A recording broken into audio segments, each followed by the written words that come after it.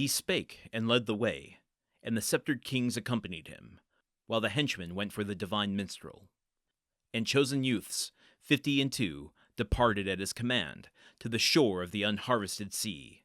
But after they had gone down to the ship into the sea, first of all they drew the ship down to the deep water, and placed the mast and sails in the black ship, and fixed the oars in leathern loops, all orderly, and spread forth the white sails.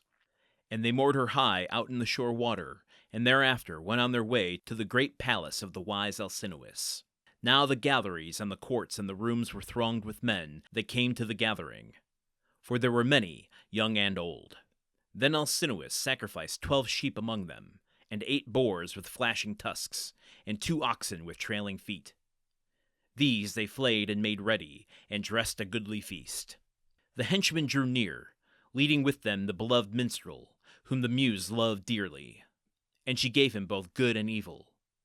Of his sight she reft him, but granted him sweet song.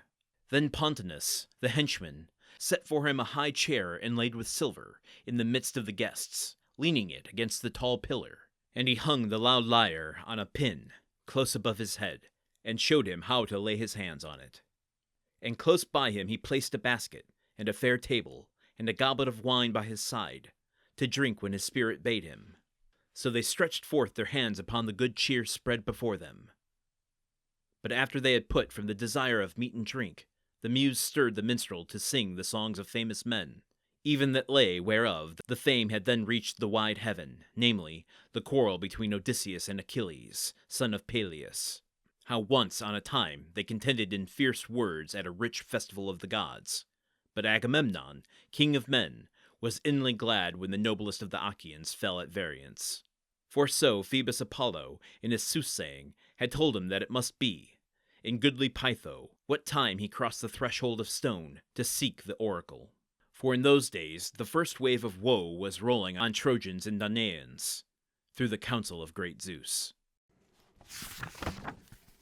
There is a hell of a lot to break apart in today's episode. Not in terms of what's happening. That is pretty straightforward. The people of the town getting the ships ready for Odysseus's return, but also prepping a festival to celebrate Odysseus, entertain him while he is in their lands. But the details that come out here, holy crap, we gotta really pull this out because we got a lot of context to go through here. You ready? First and foremost, we've got the minstrel. We talked about him yesterday, Demodocus. Academics, scholars who have studied Homer and the Odyssey specifically, are pointing to characters like Demodocus as a sort of proxy to Homer himself. The idea that a lot of scholars hold, being that Homer was blind, is reflected here. Demodocus, what's the line exactly? As they're helping the minstrel into the palace, set up a chair for him, hangs the lyre on the wall, shows him how to reach it and put his hands on it.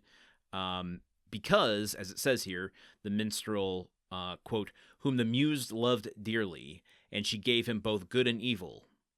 Of his sight she reft him, but granted him sweet song. The good, the evil being she has taken his sight, but the good being she has given him the sweet song. As yesterday's passage also said, quote, to make men glad in what way soever his spirit stirs him to sing. So this is not just any minstrel, but one that is divinely gifted, maybe also divinely cursed in a way. At least if this is a proxy for Homer himself, at least he's not calling himself Homer in the poem. Provided there is a single author to this, that Homer is one person, so that we aren't dealing with like a Clive Cussler situation where a character named Clive Cussler shows up in his Dirk Pitt stories, usually giving Dirk Pitt the information or resources he needs to get going on his adventure somewhere in the middle of it. A Deus Ex Clive Cussler. But I find it interesting that if Homer was blind, it goes a long way to explain why his minstrels are blind in this story. We can talk about the Muses as well. I think today's going to be too long of an episode otherwise to go deep into them, but very simply put, the Muse is basically a force of divine inspiration. You know the name. It's still in common use today, but is my thought is like the Muse is someone who kind of channels the energies of the gods, the universe, of fate, whatever weird magic is binding all of the gods together, and is able to channel that into mortals for creative purposes. We get more mention of Agamemnon here. I think at some point we got to go deep in that guy. He's just dancing all around this story, and obviously is a big part of the Iliad. So, and it goes on to just have his whole life story basically told in the Greek playwrights that come much later.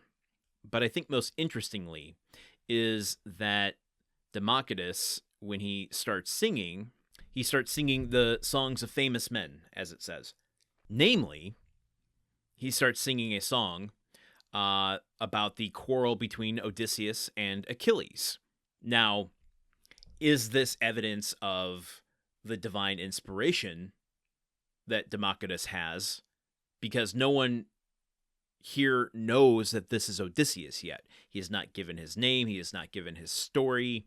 Obviously, Achilles being the subject of the Iliad. I mean, I don't feel like Odysseus is concealing his identity for any kind of protection. So I don't think he'd be like nervous if this story started to be told about him. But I am curious how he's going to react to hearing his own name in the mouth of the minstrel, particularly for the psychological dimension. This is a story that has entered into minstrelsy, as the word was said here, since his days in the Trojan War, which was like a decade or more before this, and he has not been home yet. So Odysseus has had no exposure to the stories of Troy being told, stories of him specifically entering into the public consciousness and having really no sense whatsoever of his legacy and how people remember him or react to him or know about him. Is this going to stir his heart, his pride? Is it going to make him more mournful for not being home, for the fallen brethren he left on the battlefield? That's where I'm kind of curious. And maybe in a future episode too, I want to talk a bit more about the psychological dimension of this story and epic poems particularly, because it's not happening in the same way that modern storytelling does, but it's still there and comes out in a very different kind of way. I know we've touched on it a little bit in the past, but now that we're this far in, it's starting to become a bit more apparent the mode that we're operating in. But that's not for today. That is for a future episode. Okay, I think that's all I've got for now. So join me here tomorrow as we go a little bit deeper into Book 8. Until then, okay, goodbye. Odyssey is part of the Gruntwork Podcast Network. The show is produced, edited, and hosted by Landon Solano. The original text of The Odyssey, written by Homer. Theme song by Neuroflow. You can support this show and other shows like it by going to patreon.com/gruntworkpod. Thank you for listening. See you tomorrow.